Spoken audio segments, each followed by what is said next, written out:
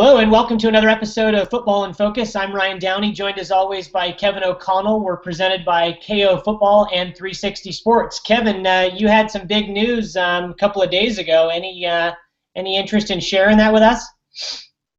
Absolutely, Ryan. I know you went through it this past spring, and the best possible gift you can ever have. My wife's birthday was Friday, and she gave birth on her birthday to our first son, Caden William O'Connell. Same initials, didn't have the guts to go Kevin Jr., but same initials will run in the family, hopefully start a tradition there. Just an unbelievable experience, a newfound respect for my wife and what she went through to, bring him to us, and just we're so blessed and so excited about it. Not much sleep since then, but I know you know how that goes, and I'm looking forward to your guidance.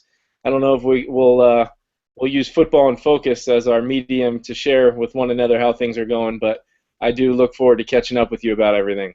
Now, you shared a little bit about your cautious drive home from the hospital on Sunday, carrying more precious cargo than you were used to. I don't know about you, but the biggest struggle for me was actually in the parking lot, trying to get the car seat base detached from the car seat so I could actually fit it in the car. Were you more successful than I've been, or were you more prepared than I was and it was already done? A little more prepared. We were 6 days past our due date, so I think, if I remember correctly, I think you guys were a couple days early, or were you? We were. Yeah. And so we had, the 4 or 5 days of overanalyzing every possible detail. But I can tell you I drove about 45 miles per hour slower on the very same freeway home that I did 3 days earlier on the way to the hospital at 11 o'clock at night. So if the CHP is still looking for me from Friday night or Thursday night, I evaded you, and I had good reasons for the speed I was driving. Well, good for you. Well, the people that do watch our show, and thank you to those few that do, don't certainly know you and Leah as well as I'm fortunate to, but Caden is one lucky young man, and I'm super excited for you guys. I'm super excited for him. My son's really excited to meet him, and we're just thrilled everything worked out as well as it did. So moving to sort of why we're here in the first place, even though it's probably more fun to talk about our kids, the football season, or the football week that was. Now, the playoff selection committee is going to announce their sort of BC-esque type rankings tomorrow night. The selection committee, I think is a 12-member selection committee now because Archie Manning has recused himself for some health reasons, so it's an even number as opposed to the odd number that was originally planned. The criteria that they're going by: conference championships, strength of schedule, head-to-head competitions, and then common opponents. What are you looking for tomorrow night in terms of those first rankings to kind of answer some of the questions you may have as we move forward in this? Well, first and foremost, I want to see how different they're willing to go from the rankings, either the AP or the coaches poll.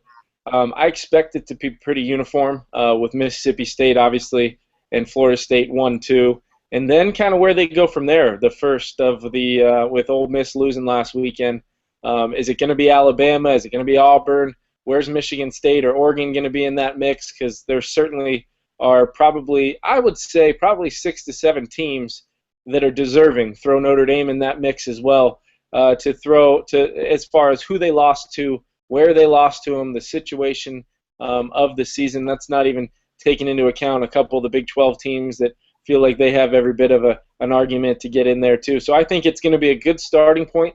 The SEC, as much as we've heard about them and that they're going to throw a wrench in everybody's plans, let's just wait and see, because you saw with Ole Miss going into Death Valley on Saturday night, I expected LSU to actually win that game, just looking at the numbers of how Les Miles has historically been there in night games there in Baton Rouge, and they defensively, slugfest, low scoring, found a way to just make a couple more plays and make Bo Wallace try to beat him at the end.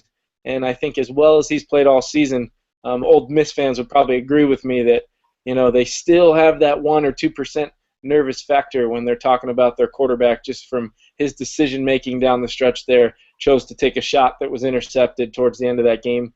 And it was really just, another weekend in the SEC. Kentucky playing close as well with Mississippi State. I think that's going to play out the rest of the season, Ryan, and I think that's going to really make teams like Oregon and Michigan State and maybe a TCU feel like, hey, we got a chance. Let's just let these guys beat each other up. we'll just keep winning our games and trying to maybe overcome some of our shortcomings to try to just get in that playoff. Because year one, who knows what's going to happen once we roll around to January. Yeah, one thing I wanted to read for you that I think we want to keep in mind when we look at these sort of playoff rankings moving forward, especially because we've talked about the potential of getting 2 SEC teams in. We talked about Notre Dame having a really, really close loss at Florida State that may actually help them in the end. But their criteria says they want to provide the committee with enough flexibility and discretion to select a non-champion or independent under circumstances where that particular non-champion or independent is unequivocally one of the 4 best teams in the country. That gives me some pause in terms of whether a second SEC team can get in or whether an independent can come in. Because much like the video replay, if we're going to use that as an analogy, when they go to the booth, it has to be indisputable video evidence to overturn things. We talked about it sort of not being a 50-50 type of monicum when you're making that determination. Unequivocally, one of the 4 best teams in the country, that's a pretty big hurdle as far as I'm concerned. And this is the first opportunity for this playoff selection committee to set sort of the standard moving forward. Do you read anything into that, or do you read what I read into it, or are you just thinking they're going to take the 4 best teams and not try to set any precedent moving forward? I actually think that I do read into that a little bit. I hadn't heard that exact verbiage yet, and to hear that, it sounds very, very eerily similar to the way the number 1 seeds are determined in the NCAA basketball tournament. There's not really a uniform way they do that. They take a big old picture of everybody's body of work. There's some RPI numbers and there's some analytics that go into it, but then it's just human decision. It's, hey, we think Kentucky deserves to be a number 1 seed in basketball over a 30-win Arizona team, not because Arizona is not deserving, but that Kentucky schedule, wow, they had to play these people, they had to play at their gyms around the country. Just the little things that go into it. I think that's where the BCS is going to be replaced. It's going to be replaced by 12 people in a room saying, hey, have you ever been to Death Valley? Have you ever lost at LSU in October on a Saturday night primetime game? It is a terribly difficult place to play. And then somebody else is going to say, well, hey, hold on a second. How about Autzen Stadium? How about playing an early season game against Marcus Mariota and having your basically team play back and forth if you're Michigan State? How about if you're Notre Dame? How about going to Florida State and playing Jameis Winston, the defending Heisman Trophy winner, on his home turf, hadn't lost a game yet, and you take him down to the last play and a yellow flag decides that game. So I think a lot of those discussions are going to be what's neat, because we're not going to really, from what all indications are, we're not going to hear a lot of those little details yet, but as the process goes forward, I really think we will kind of get things laid out for us week in and week out by some of those committee members, because they're going to be trying to play a little save face and political correctness by, hey, here's what we thought with this poll, and then hear the backlash or the positive reactions to it as well. I'm fascinated by it. I think it's going to be fantastic, and I look forward to this Tuesday. I expect it to be Mississippi State. I expect it to be Florida State. I'm thinking probably Alabama, and then I would be very, very surprised if they went with a 3rd SEC team, just because that's how the AP rankings have it. I think the AP right now is Mississippi State, Florida State, Alabama, and Auburn. I'd be really surprised if you didn't see Oregon as that 4th team right now. And I think if they are going to put a ton of onus or merit on those kind of common opponents concept, as they've sort of outlined they're going to do, Stanford plays Oregon this week. Or either this week or next week. But if Oregon goes in there and just pounds Stanford next week? It is this week. Oh, it is this week. Okay, if Oregon goes in there, and I think it's at Autzen actually, and beats Stanford by a couple of touchdowns, all of a sudden that near miss 4th and 11 throw to the tight end in the corner of the end zone for Notre Dame doesn't look all that impressive, and that may in fact be the deciding factor between Oregon and Notre Dame. And then Oregon already has the head-to-head against Michigan State. You think to yourself, if Oregon runs the table, Michigan State and Notre Dame can't get in because of the sort of outline structure that the committee has to face. And I think it's going to be fascinating. You mentioned the SEC. You mentioned, obviously, LSU with a big performance against Mississippi. Tough place to play. Game day was there. Mississippi State struggled with Kentucky. Auburn avoids a huge letdown against South Carolina. I don't know if anybody can figure out this South Carolina team. One week they look like world beaters, and the next week they look like they can lose to anybody. Yeah, I think that's just the old ball coach figuring out a way to attack a defense. And the one thing you've kind of learned about Auburn over the years, although they're playing better defensively, I think they can be susceptible to the pass game and pass plays over the top and big plays against them. And Steve Spurrier is a master at figuring out how to find those plays. So Dylan Thompson, when he plays well for South Carolina and they play a shred of defense, that team can beat anybody in the SEC if they force some turnovers and the ball bounces their way. And you look at this schedule down the stretch, there's going to be games week in and week out where you say, well, that shouldn't be a problem, but then it's the fourth quarter. It's a Kentucky game where they're a drive or two, a play or two away, and it's going to be compelling television because you realize now, just because it used to be, hey, the number one team in the nation, they're close now. It's the fourth quarter, hey, upset alert. Now it's got to go 5, 6, 7, 8 deep, and these games seem to fall week in and week out like we get just can't miss performances by players or teams, and I just got to tell you, it's exciting. And for year one of the playoff system, I would rather have it like this than, say, 4 undefeated teams and we all just know who it's going to be and, hey, let's just can't get here fast enough. I want to see these guys have to scrap and claw and fight it out all the way to January.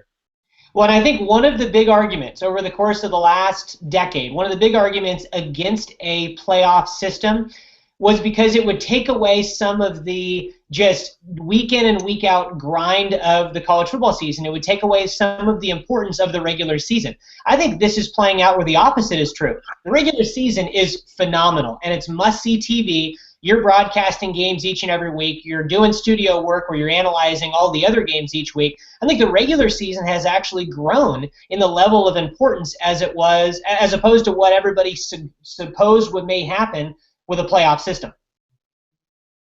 Yeah, and I think that's ultimately what's important, because you could remember, I know you and I have discussed this before, you can remember a team losing in the first couple weeks of the season and the BCS rankings, moving them way, way down in the rankings, or at least the AP poll, and then all of a sudden week 10 or 11, like a Michigan State team, they're just, all they have to do to go to the Rose Bowl is win their Big Ten championship game and they're in. Now with the current setup, you really have to be careful not only about when you lose, but who you lose to. What are the settings? Are you at full strength? Do you have everybody? I think you brought up a good point either last week or 2 weeks ago about Oregon. I know you follow that team closely. There's obviously a ton of NFL talent on that team. But when they lost their game, what type of pressure were they under, having to have 2 freshmen on the offensive line and not having their left tackle? Is that going to go into the equation? Because I do know in the NCAA basketball tournament, when they meet, they say, well, UCLA lost 2 games in December in tournament play at the Maui Invitational or something like that. And they say to themselves, well, hold on now. They were missing player A and player B who ended up leading them in scoring. So that's the team we have now, not the team that lost twice in January. We've got the team now that at full strength could easily win the tournament we're trying to put together. And I think this playoff in a very, very small format has to be like that. If they think Michigan State, as the 4th team into the playoff, can beat Mississippi State if they run the table, then they have to be in. Not because of anything other than that, but for Oregon, like the Oregon example we just used, if they think Oregon is one of the 4 best teams unequivocally, you might have to say that word for me. I'm running off of only a couple minutes of sleep here. But if they feel that they are the best four teams in the country, regardless of whether they win the Pac-12, now it's going to be a necessity. I think it's going to be something where you'll find that team in there because of the human factor involved, which I personally agree with, and I like that that's the factor. No, I think it's going to be great. I think we mentioned the Pac-12 a little bit. Both the Oregon schools both of the Arizona schools are making pushes that I don't think anybody really gave them a ton of credit for doing. I mean, Arizona State was without Taylor Kelly for a number of weeks in the middle of the season. They obviously have a big win against Washington. They play Utah this weekend, and I think Arizona plays UCLA at UCLA. This weekend probably decides the Pac-12 South, but it also probably keeps Arizona and Arizona State alive for their playoff chances if they can both come out of there with wins. Yeah, I think much like the state of Mississippi stealing all the thunder, the football being played in the state of Arizona at all levels. I mean, the Cardinals at the NFL level, I'm sure we'll talk about that as well.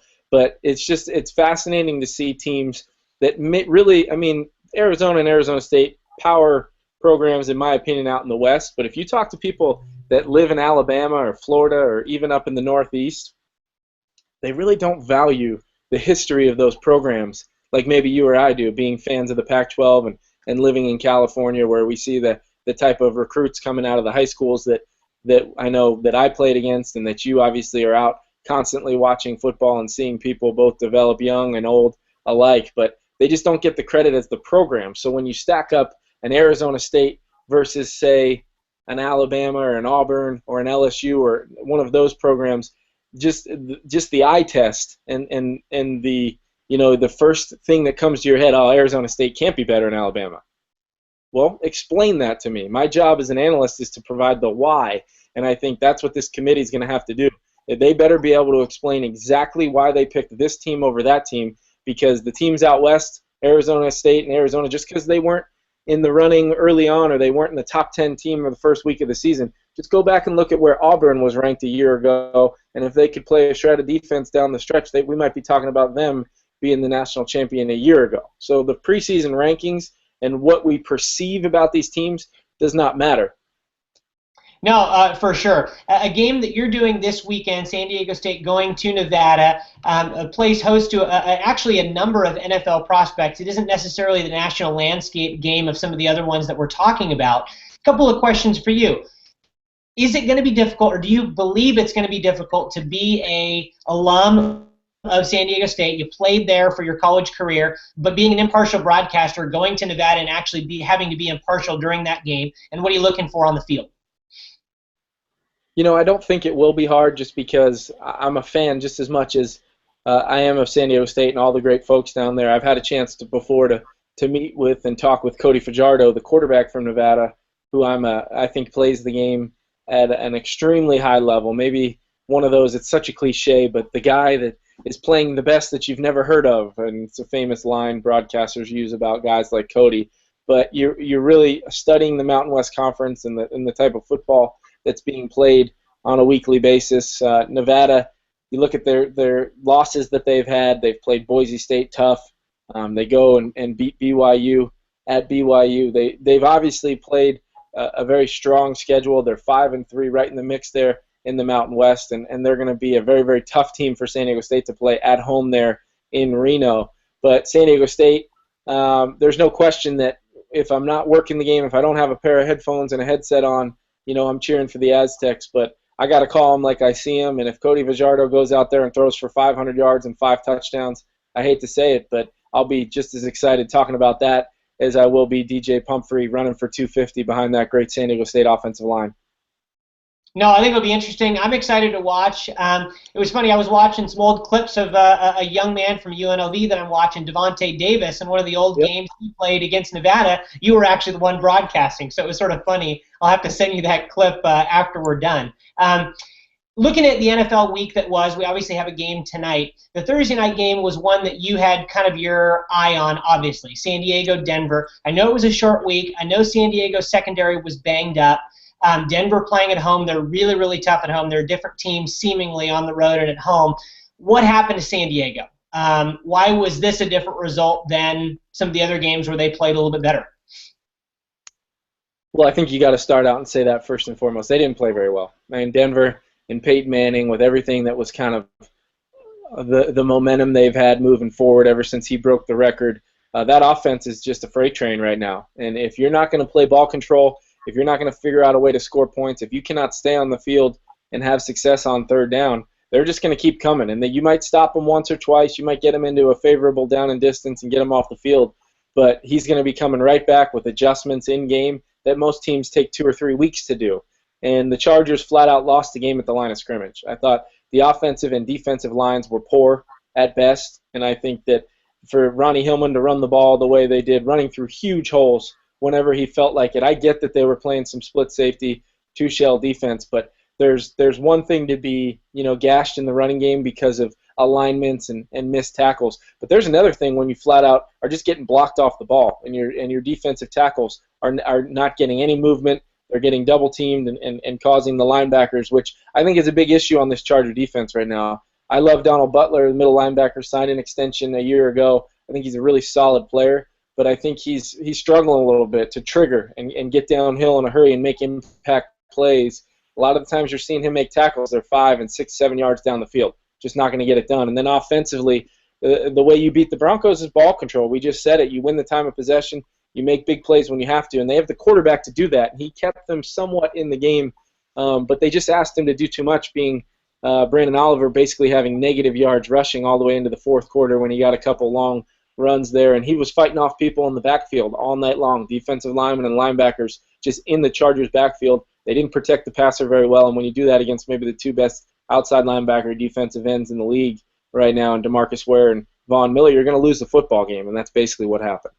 Yeah, it was a little bit disappointing to not see Antonio Gates have more success. Obviously, he's been a huge part of that offense up until now. Denver doesn't have the strength of that team is not up the middle necessarily. Brandon Marshall is a linebacker that's been cut by a couple of teams and sort of as a reclamation project in Denver. Raheem Moore, coming off an injury last year, isn't necessarily one of the most consistent safeties in the NFL, and you would have thought on paper Antonio Gates would have had some success running down the seam, and I just don't think they protected Phillip Rivers enough to exploit that. But that was kind of a frustrating part of the game that I was anticipating San Diego really taking advantage of.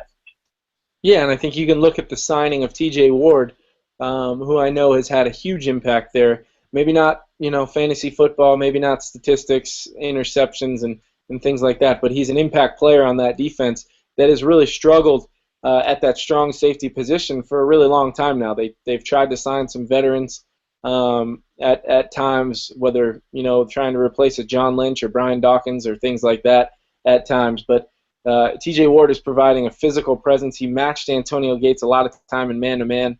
And Antonio, he had his moments. He had a couple balls where they were able to kind of get him open. He did catch a touchdown, but like you said, just not enough, and not enough really impact plays in the passing game. And they're built now. The Broncos are not the team from a year ago. They're built now to play in games where teams want to try to control the clock. They've gotten better in their front seven with maybe guys that we've never heard of coming into this year, and they've gotten better in their back end with Aqib Talib and T.J. Ward, like I said. And it's just a matter of, can you stay on the field? Can your quarterback, can your offensive line figure out a way at Denver Sports Authority Field there at Mile High to make enough plays to keep Peyton Manning on the sidelines? Forget making the impact plays in the red zone.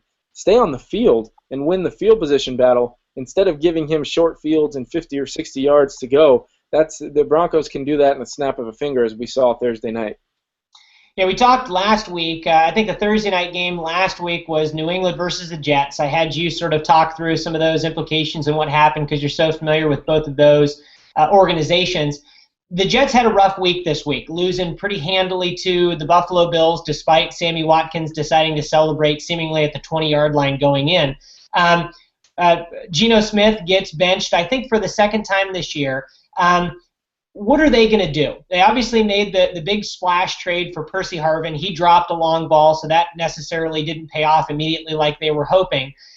What do they do from a quarterback standpoint? They drafted Geno Smith in the first round last year.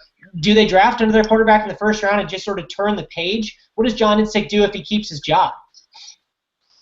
Yeah, it'll be interesting because I know Woody Johnson is a big Rex Ryan fan, but Woody Johnson also hired John Idzik, and what will that mean as far as who goes first? Because it sounds like from all indications that they're going to move forward maybe with Michael Vick this week.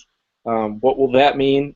Michael Vick clearly stated when they played the Chargers and he was put in the game in the second half that he wasn't prepared and really kind of loafed on his preparation that week. How that happens in the National Football League when you're quote-unquote being paid several $1 million to be a mentor, and all you do when the cameras and the microphones are in front of you is talk about how much you like mentoring Geno Smith and how much your relationship is improving.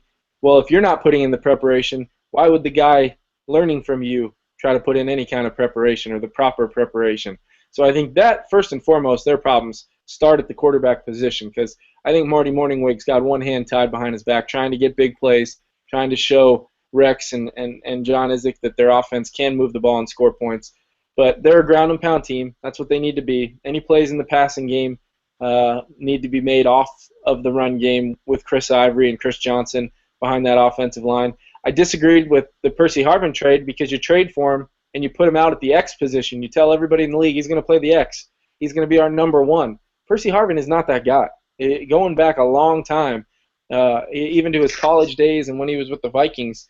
He's a utility guy. He's a trick him, give him the ball in a reverse, kick return, punt return, have him run a couple routes here and there, and he's going to have an impact play on the game. But to line him up at X, which is basically for folks at home, when you see a 3-by-1 formation where 3 receivers go to one side and 1 guy goes to the weak side of the formation trying to get a one-on-one matchup, that's the X receiver. That's Brandon Marshall. That's Des Bryant. That's Calvin Johnson.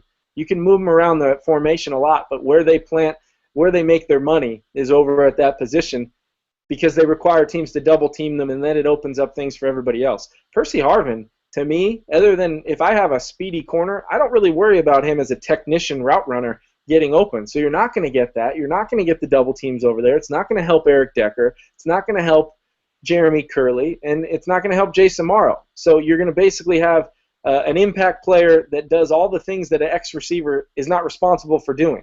He's a slot guy. He's a motion guy. He's a get him involved guy. He's a wildcat guy. He's not you pay Eric Decker all that money, put him out at that position, and let him maybe get Percy Harvin open. I just don't get it. I disagree with them philosophy-wise. I disagree with them financially, holding on to all this cap space and expecting Geno Smith to just develop before our very eyes. I just don't really get it, Ryan. It's a head scratcher for me. No, I think it'll be something that's interesting to watch as we're moving forward, and the Jets may be the most interesting storyline in the offseason for a lot of the reasons that you outlined. One of the most kind of popular games, obviously by slate last night, was the Sunday night game, New Orleans-Green Bay. New Orleans at home is 3-0. On the road, they're 0-4. They look like world beaters at home, and they look like they can't beat my Little League team on the road. Jimmy Graham was moderately healthy coming back this week, obviously very hampered last week when they lost a late game to Detroit. Help us understand beyond sort of the obvious as far as home road, when Jimmy Graham is healthy and when he's not. Why do they have so much success when they do, and why do they struggle so much when they do? Well, I actually thought last night they did a great job early of not trying to play down-to-down football. Their play calling, Sean Payton, Drew Brees, when there was a play to be made down the field, whether it was Kenny Stills or whoever, they were going after it. Brandon Cooks, they were going down the field, one-on-one matchups. Go ahead, Dom Capers, and bring your exotic blitzes where you're bringing Julius Peppers and Clay Matthews on different stunts. Drew Brees took 3 or 4 step drops out of the gun, 3 or 5 step drops, I should say, out of the gun, and he let it rip down the field, and guys made plays for him. The Saints got into a bad habit, and they do it on the road, of really trying to get into the perfect plays all the time, and they're such good design. Sean Payton is a master at designing plays to beat what he sees you do defensively on tape, but I think sometimes they get caught up with trying to get the perfect play called on every single second down or every single 3rd and 4. Hey, we got a 3rd and 4 beater coming right at you. And when they don't execute, it makes the mistakes and Drew Brees' play that much more criticized because they're at their best when they're just going. Drew Brees calling it at the line, deciphering what the defense is trying to do against him, and very simply getting through his progressions. Jimmy Graham's touchdown last night was a play call design, shot play. He was matched up against Tramon Williams. I mean, we can argue all day who has the better matchup skill-wise there. Tramon Williams, a very skilled corner, can really make plays on the football. Jimmy Graham, obviously a mountain of a man, former basketball player. And they just say, forget it. Maybe we wanted to get him matched up on a linebacker or safety, but you know what? We're done with it. We're going to execute. We're going to give him a chance, and he goes up, and Drew Brees throws a great ball, and he makes the play. I think it's just a matter of the Saints of stop overthinking things, do what you do best, and react off of what the defense does at that point instead of trying to play chess with every single down and distance in the game, and I think they'll be a lot better off. Now, as far as their road woes, I really can't tell you. They're a completely different team. Drew Brees seems to be under constant pressure when they play anybody on the road, so that'll be something to keep an eye on because in that division, nobody's really dead yet. No, nobody's dead, and anybody can win it. I mean, it's amazing. I think everybody in the division is under 500, as opposed to you look at some of these other divisions, and everybody's sort of 2 or 3 wins, losses apart from one another. I mean, it's remarkable. Yeah. Blake Bortles, have you seen enough of him this season? He's obviously struggled early. He throws a number of interceptions. I think he has more pick sixes than anybody in the NFL this year. Have you seen enough of him yet to be able to definitively say, you know what, he's going through some rookie woes, he is the franchise quarterback there? He's doing enough things right to make you a believer, or do you have some concerns? Well, I think it's one of those things where he shows all the tools. He shows the physical side. He has times where he mentally shows you that he can be good on third down and be good in the red zone. But Blake Bortles was supposed to be on a redshirt year, so for anybody to think that the Jaguars are going to wave a white flag and say, hey, he's not who we thought he was, you're fooling yourself. When they made the decision to go with him, that's Gus Bradley saying he's going to be our best option. He's going to be maybe not quite as safe of an option as Chad Henne, but for him to be the guy that we want him to be down the line, let's get him in there now and have him play well, have him play poor, and learn from it each week. Now, the one thing you don't want to see is him digress to the point where in the first couple starts, his first start against the San Diego Chargers, he was making some plays, was smart with the football for the most part until he kind of had to make plays at the end. The pick sixes early on in the game is what's really hurting him, because then he's playing behind the eight ball. Then he's playing without a lead, and it kind of diminishes, a lot of what they want to do with Denard Robinson now running the football and playing spread football off of that. So I think Blake's just got to continue to play within himself and really try to, instead of searching out the 4-touchdown game, he needs to eliminate the catastrophe 3-interception game, 2 of them being pick sixes. No, I think that's a fair assessment. I think they're committed. Certainly Gus Bradley's tied at the hip with him kind of long term, and he's got a long leash from Khan, the owner there. So I think we're certainly going to find out over the course of the next 3 or 4 years what he's capable of. I don't know if it's going to be as quick of a leash as Rex has right now over Geno Smith. I think it's a different situation there. New England had another great game, big win against Chicago. You're proven right again and again and again that sort of people's concerns in New England were unfounded, and they're a team that is a real factor in the AFC. Rob Ninkovich, a client of ours that we highlighted a couple of weeks ago, had another great game, had a fumble recovery for a touchdown that basically sealed that game in the first half before it was had even gotten to the second half, and I think we have a clip of that.